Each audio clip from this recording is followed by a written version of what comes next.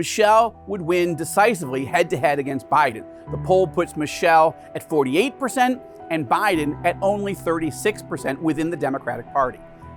But imagine if Biden voluntarily bows out of the race and hands Michelle the keys to the kingdom, wholeheartedly endorsing her and throwing his entire political machinery and financing behind her.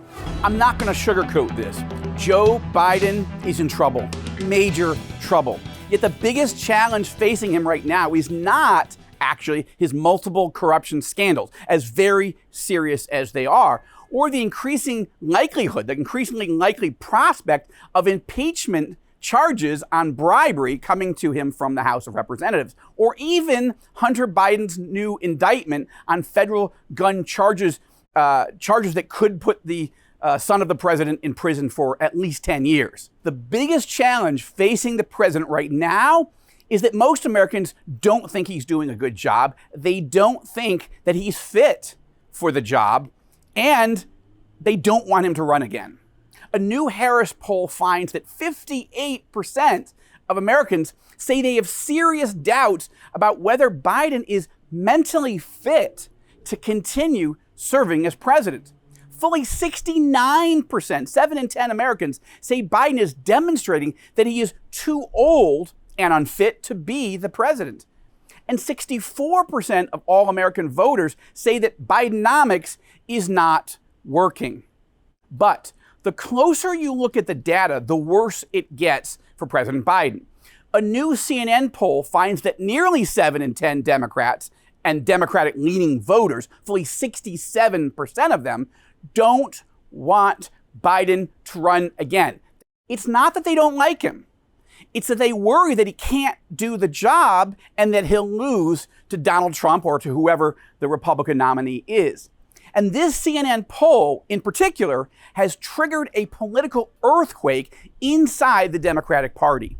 It has shaken party elders and grassroots activists to their core, and it's forcing them to scramble, to rethink their 2024 strategy. Consider just one example, okay? The Washington Post just published a column by one of its most respected writers, a guy named David Ignatius, calling on Biden to step aside from the race and let someone else run. Ignatius is not a radical Republican. He's a true liberal and a Democratic loyalist, and he's writing for the Washington Post, and he writes this: Biden, in his view, has been successful and effective as a president. But, he says, I don't think that Biden and Vice President Kamala Harris should run for re-election. It's painful to say that, given my admiration for much of what they have accomplished. Ignatius continues, but if he and Harris campaign together in 2024, I think Biden risks undoing his greatest achievement, which is stopping Donald Trump. Whoa, that's coming from the Washington Post, okay? It's a column that is being talked about everywhere in Washington and all across the United States among Democrats, including, of course, on MSNBC. Take a look. I think it comes down to what we were talking about earlier. Is Joe Biden the person who can stop Donald Trump or somebody like Trump who gets the Republican nomination?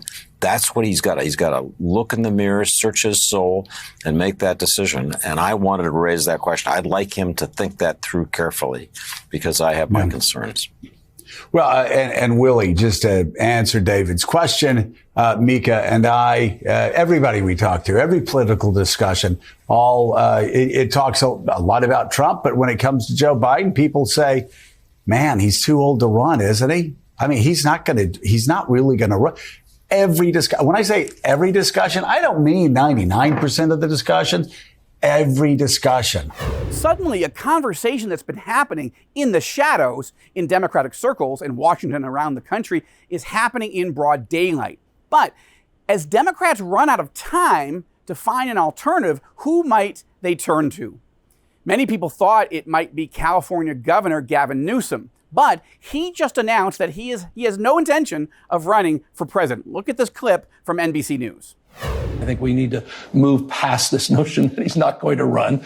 President Biden is going to run, and looking forward to getting him reelected. I think there's been so much wallowing in the last few months and hand-wringing in this respect. But we're gearing up for the campaign. We're looking forward to it. But you hear these calls privately. What do you tell these donors who are wallowing in this? Time to move on. Let's go. Now, if we take the governor at his word, will Democrats turn to Robert F. Kennedy Jr.? I doubt it. Polls show that RFK Jr. is gaining little traction among Democrats. And let's not even discuss Marianne Williamson, the New Age nutcase. This is why I wrote a column last week for All Israel News suggesting that Democrats may very well turn this fall to Michelle Obama. That's right, the wife of former President Barack Obama, to do what? To save the party from ruination and save the country from Donald Trump. That's the case that the party would make to draft Michelle Obama into this. An August poll indicated that if she jumped into the race right now, Michelle would win decisively head-to-head against Biden. The poll puts Michelle at 48% and Biden at only 36% within the Democratic Party. But imagine if Biden voluntarily bows out of the race and hands Michelle the keys to the kingdom, wholeheartedly endorsing her and throwing his entire political machinery and financing behind her. Don't get me wrong. I'm not saying that it would be a cakewalk for Michelle Obama to win the presidency. She'd obviously have to answer for every controversial and unpopular thing that her husband did or said, and for her own controversies, including when she admitted that until Barack began winning his first primaries, she had always felt disdain for America and wasn't proud of her country for her entire adult life. Take a look at this clip. For the first time in my adult lifetime, I'm really proud of my country. And not just because Barack has done well, but because I think people are hungry for change. But I believe Michelle's entry into the race would electrify the Democratic Party, completely change the dynamic of the campaign, and catch Republicans completely off guard. Now, I've got a lot of interesting feedback on that column, but none so interesting as this email that I received from one of the most interesting and effective and admired Republican Party strategists. He wrote to me this, very interesting article, Joel, but he added, Michelle isn't going to run. She hates politics, too much of a liability for themselves. They have made a lot of money since leaving office, and also the Obamas would have to answer questions about what they knew about Biden's corruption even while he was the vice president. Did they know that he was taking bribes as their VP, etc.? What's really driving Biden from office is that Trump is ahead in the polls, this strategist wrote to me. Factor to consider, he added. Kamala Harris isn't going to step aside if Biden's health fails. She'll be the president. Bottom line, he wrote, Biden isn't going anywhere. He has to stay in control of the Department of Justice, FBI, and IRS to protect himself and his family, not just Hunter, Joe, Jill, brother James, sister Valerie, the kids, and the grandkids. They all got wires, he wrote, from the communist Chinese government and the oligarchs. Watch Republican Congressman James Comer build the evidence of influence peddling and bribery. Then he wrote this, it was interesting to me. If Trump keeps leading in the polls, we'll see if CNN, ABC, NBC, CBS, and MSNBC cover the Biden family corruption that they're not covering so much right now. They're covering it up and they're saying that there's no evidence. And then finally he added this, very, very interesting. Until then, Biden is the nominee. More likely, Jill runs than Michelle.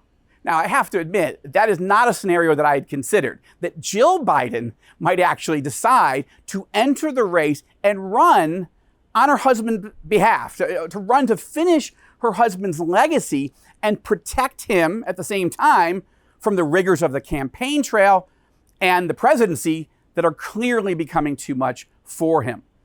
But let's be honest, Jill Biden has her own liabilities. She's certainly more popular than her husband, but last year alone, because of a number of missteps, Jill Biden's approval ratings dropped 24 points. That's right, 24 points.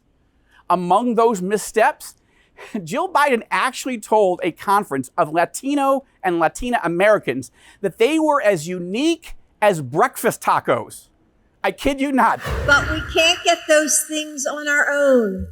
Raul helped build this organization with the understanding that the diversity of this community, as distinct as the Bogotas of the Bronx, as beautiful as the blossoms of Miami, and as unique as the breakfast tacos here in San Antonio.